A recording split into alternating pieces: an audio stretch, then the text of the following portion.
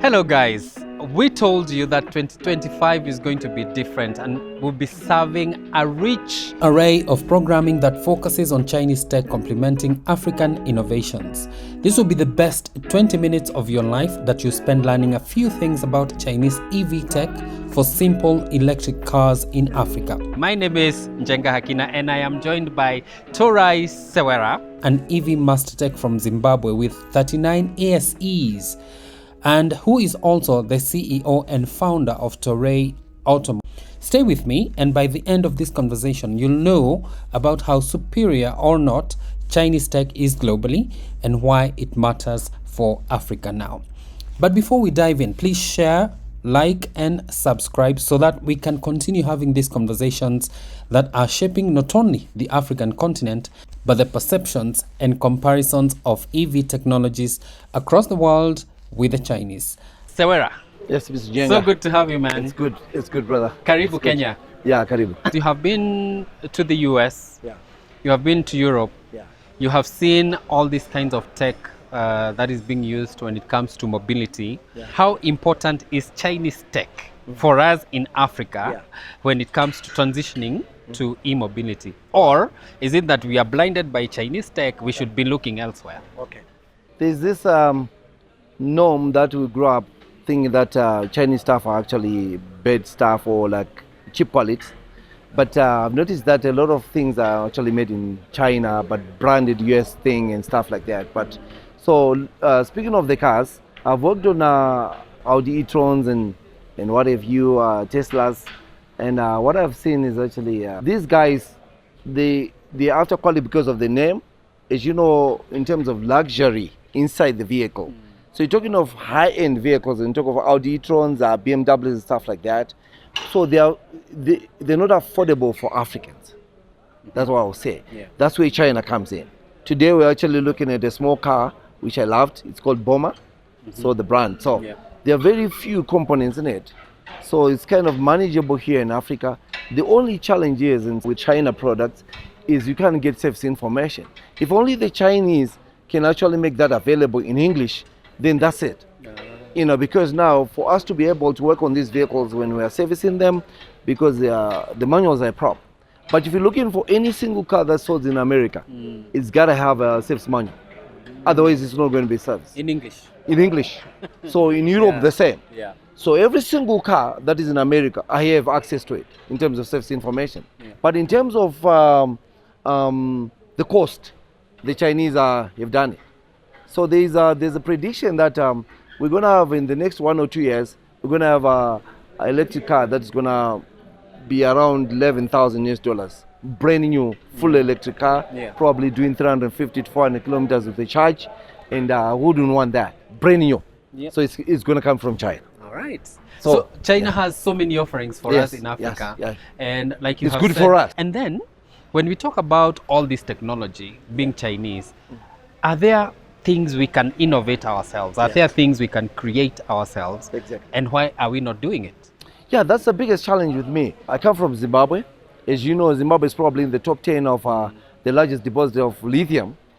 And there we are, we don't manufacture in vehicles. So in other words, we have Chinese back home that are actually mining lithium, taking it to China, make the battery pack, bring it to Zimbabwe. It's now expensive. So, because also there's this tariffs, duty costs and other things that is involved. What I would have wanted to see in the near future is a collaboration where the Chinese come with the technology to Africa and we work together. So they bring the technology, we have the minerals, and people like me, we have the expertise to actually do whatever they're talking about. So even the guys we are training. So what we're looking forward to is actually talking to the Chinese, make a deal where they just bring their blueprints, their knowledge, then we can do these things. Because all the minerals, the aluminium, everything, neodymium, the magnets, the neodymium is the material that we use to actually make those powerful magnets. In Zimbabwe, we have abundance of that as well. You see, there is a very huge value chain for the EVs, but we are not benefiting Yes. from it as Africans. And so what Taurayi is saying, that we need to get into this value chain, not just as, resource producers, which are value added elsewhere, and then they are brought back to us as premiums. We need And to you can't even afford them now. in terms of resources. We have seen how fast tech is evolving, especially looking at battery tech. Yes. The Chinese have moved from needing too much of cobalt, and now they have moved to LFP batteries.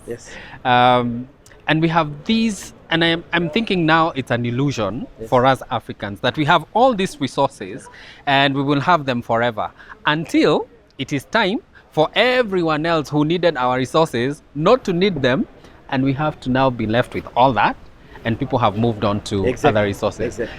I feel like we are missing out. Currently, because we should be doing more than just giving out the raw material. So the problem is the governments, our governments, I'll blame them. They are not utilizing youth like me, youth like you, has got some expertise to lead this and negotiate deals with China and everyone else and tell them, let's do it now. Because the moment they're holding on to this and using it as if it's a negotiation tool for them to do other deals, that's when the Chinese are moving away from it. Something is of value if there's someone who's willing to pay for it. They're making diamonds in the laboratory. So now, before you know it, it's not even being mined. So there's agency in this. Because, you see, like you said, they moved from cobalt. And it's one of those resources that was coming from DRC and other, areas. So this is the time. It's not like in 2030, no, 2025. We need to talk to these guys. While lithium is still the real deal. There's still sodium and other things that these guys are working on. So lithium ion being lithium phosphate being the one that is tried and tested, and we have it. Let's deal with that today. This is the time. Not wait, because the more you wait, they are looking for ways to be independent. Because right now China is not independent with the EV, because now it's relying with Africa to get those resources. So obviously, behind the scene, they're working on other materials that they can find in China to use on the batteries. Imagine if we get to a point whereby we are driving or powering our cars using water, or Hydrogen. oxygen, or hydrogen. I mean, we are not. It's not limited to Africa. Africa is no longer rich now in minerals, because no one needs it. So we need to think beyond that. There is an opportunity of still benefiting from this value chain now. And these are people you're training. They are in Kenya, you're from Zimbabwe, and you're training from across the continent and even globally. How important is this kind of training and understanding the Chinese tech and the other tech that we have when it comes to vehicles, and saying we can also have self-sustaining industries here? How important is that? So it's important that we train these guys so that the word spreads out there, so that we demystify that electric car is more like a complex thing and dangerous. It's not. So once the word spread, even the government and everyone else understand it, then they can see the need of these electric cars, and we need to move from the ICE, internal combustion engines, to full electric vehicles.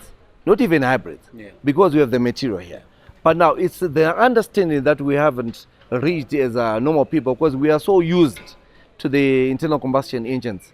You see, even like at KPLC, I've seen the JAC. It's exactly the track that you'd see in a road. If you're looking at like you didn't really scrutinize it, but it's a full electric. We're actually more like having a look at in depth, like delving deeper and looking at the components that makes it up. So just for these guys to understand it and learn it, then they can know that they can actually work on these cars and do it. This is Kenya's utility company where we are at. This is their workshop. And what we see are fully built units that have been bought and brought into this country. And China has monopolized the EV market. They're leading supply in the world. Because we don't want to be locked out. How is it then, can we make sure that every single coin that we make, or all the dollars we make in Africa, if a car is costing me $1,000 in China, how do I make that car pay me locally as well? In terms of, these are Chinese brand, how can it create a job for me locally? Okay. Yeah. So I'll start with our government, yes, to be free about the duty to import this vehicle to zero. Yeah. You know what I mean? This full electric, we're promoting it so that our people know. Once you understand these Chinese brands and stuff like that, just like what we're doing reverse engineering vehicles, Yeah. right? Once you understand how it's made, we can actually start thinking of doing our very own. We don't need the Chinese to start making our very own. It's just that we need the understanding, including the government, the support. Yeah. To say, okay, can we then do a product that was done in Kenya, so that we don't start paying those a lot of money that we send it to China. Yeah. And you are creating now employment back home, and those dollars are not going out of Kenya. Yeah. You see, from that point. So that's the reason why we're training these guys, so that with so many, it's now common Yeah. to understand a full electric vehicle. So we might as well stay saying, why can't we just do it, you and me? Let's collaborate. We can build Yeah, let's build this. All right. And before you know it, we're not spending a lot of money buying from China. Yeah. Oh, you know. All right. And I'm also thinking there is another opportunity whereby instead of fully assembling in China, Yeah. can we create Yes. jobs here by bringing an aspect of that Yes. assembly locally? Yes. Yeah. That's the best for now, because they already have the blueprints, they have everything. It takes a while. It takes a lot of money to actually start building your own vehicles. Yeah. But I think the Chinese would benefit too if they can bring the kits and we assemble. It's a win-win situation. That's the best scenario that we can do. Yeah. We can have finished products there. And also, on the part of the duty, it's actually cheaper to bring components than you would on a full car. Yeah. Because already the policies and stuff says, oh, if you bring a full electric car, it should be like this. Yeah. But now these are just components. Yes. And if we start by scraping the duty and things like that, then it will be a win-win situation. So Yeah. China benefits because they're selling us a kit, and we're creating employment here. Yeah, definitely. You see, and it's cheaper that way. The reason I am asking about this local assembly thing is because we have seen some aspects of it happening in Kenya with Basigo. Oh, yeah. I know you know about Basigo, Yeah, I you know do. about Rome. Yes. Some aspects of these buses or a part of that value chain is that not all the money is going to China. Exactly. There is also an aspect of jobs Yes. that are being created here. And I think, and I believe that these workshops and these trainings are going to equip us Yes. as Africans to deal even with, reverse engineering and Yes. build our own. Everyone does reverse engineer, and just Everyone. tweak a little bit. Yes. Yes. Because You can't reinvent the wheel. You can. It was designed way back. Yes. Even the diesel engine was designed by Rudolf Diesel. It's the same engine, you just tweaking a little bit, changing a few things, put a table or put whatever you're putting, EGR valve, Yeah. but it's still that engine. So that full electric car that they designed back then is the one that we're trying to improve. It's a template. It's a template, so there's no copying anybody. Yeah. Because It's just- everyone is copied everyone. Yes. So, It's the same way we build houses. Yeah, Only yes. that we furnish them differently. exactly. Yes. Anyway, Taurayi, in Zimbabwe, we know that you guys have had issues with electricity. We still have it. It's still ongoing, and Yeah. and so we are moving to vehicles that require electricity. How do we make that sustainable? So because we have abundance of lithium, we can actually do solar batteries. Then we can do solar power stations that are actually charge these cars. Don't forget that with the ISO 15118 regulation, there's now what we call bi-directional charging, Yeah. where I can have my Tesla or whatever car that has got enough juice in the battery to actually power the vehicle. Yes. So we can play around with, I can put power in the grid. That's sometimes when I have excess, and I can get power from the grid when I need it.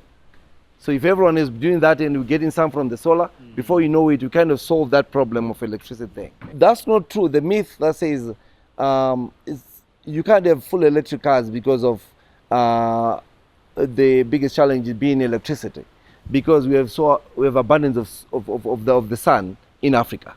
We have more like 11 months, full sun, and we can do the solar thing. Yeah. So I think we need to go solar. Yeah. Yeah, a lot of solar, and create energy through wind. You guys also do geothermal and other things that we need to do in Africa. Yeah. Where it works. So I'm thinking, since we have an advantage because we have so much abundance of lithium, we can do the battery packs Yeah. that stores that energy. Then we can charge those cars. Then we can actually charge the grid. Africa's secret to energy independence and success is having it, coming from solar, storing it, and then when we have hydrofine, we can use that, we can back it up with solar whenever we don't have enough of the water. So thank you very much, Taurayi. It's good, Mr. Njenga. Master Tech. In ASCs, they call them master techs. That means you know every system that on a certain vehicle or certain types of vehicles. Yeah. So I have 5 master techs. That means the automobile, medium and heavy trucks, transit buses, collision repair, and also truck equipment. Yeah. Then I'm also advanced level specialist, which is the highest level one can ever reach in terms of diagnostics. They're called L series. So I've got L1, L2, and L3. And recently they introduced L4, which is for ADAS, Advanced Driver Assist Systems, which is for autonomous vehicles. Advanced electric vehicles we were talking about, you and me. Then there's this certification that they give you. You become a world-class certification, world-class tech. So recently I got a degree, which I think probably very few, if not the only one who's got that degree. It's called the AMI Accredited Master Electric Vehicle Manager. I graduated 2 years ago in Florida, USA. Yeah. So I'm very excited because most of this now I'm more like trying to push this electric vehicle technology training so that I can share with my peers here what I've learned from the States.